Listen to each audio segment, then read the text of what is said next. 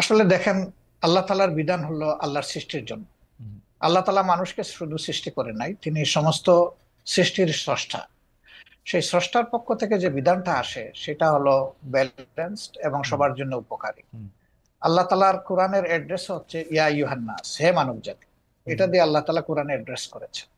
এবং তার নবীকেও তিনি মানব জাতিরই শুধু নেতা রাখেন নাই, তিনি সমস্ত সৃষ্টির উপরে একটা রহমত স্বরূপ বলেছেন।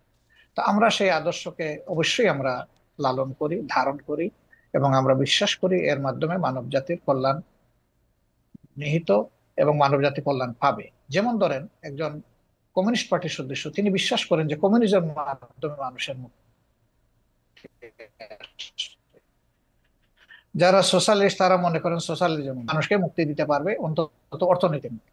তো এরকম এক একটা আদর্শ রয়েছে, সেই আদর্শের অনুসারীরা তার আদর্শকে আপহোল্ড করবেন, এটা খুবই সহজ।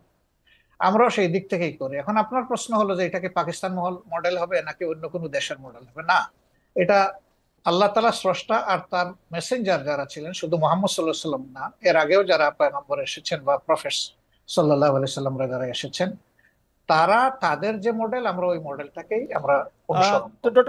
ডক্টর কিন্তু রহমান, সবার মডেলটা দুনিয়ায় এখন বাস্তবে নেই। আছে মোহাম্মদ রসুল্লাহ সাল্লাহ সাল্লামের মডেলটাই বাস্তবে তো আছে। ডক্টর রহমান আপনার সেটা কাছে কি, হচ্ছে মদিনায়। জি ডক্টর রহমান সরি, আপনার কাছে আমি কি, একটু শেষ করি। জি জি প্লিজ। মদিনা কেন্দ্রিক যে শাসন ব্যবস্থা ছিল, সেই শাসন ব্যবস্থায় সকল দল ধর্মের মানুষের নিরাপত্তা, সকল দিক থেকে তার জানের মালের ইজ্জতের নিরাপত্তা নিশ্চিত হয়েছে। তা আমরা সেই মডেলটাকেই মনে করি উপকারী মডেল।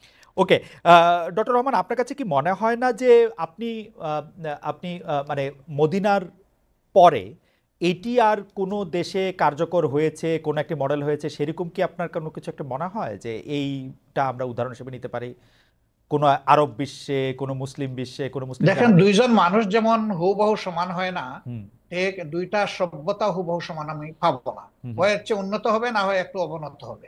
রাইট, তো পরবর্তী পর্যায়ে আমরা যদি উসমানিয়া সভ্যতার কথাটা ধরি, হুম, হুম, সেটা দুনিয়ার বহু জায়গায় বিস্তৃত ছিল। হুম, এবং এটা 1 বছর 2 বছর, 1 দশক 2 দশক না, বরঞ্চ শতকের পর শতক ছিল। হুম, সেখানে মুসলমানরা সংখ্যালঘিষ্ঠ ছিল, বিভিন্ন দেশ যেগুলা হুম, শাসন করেছে।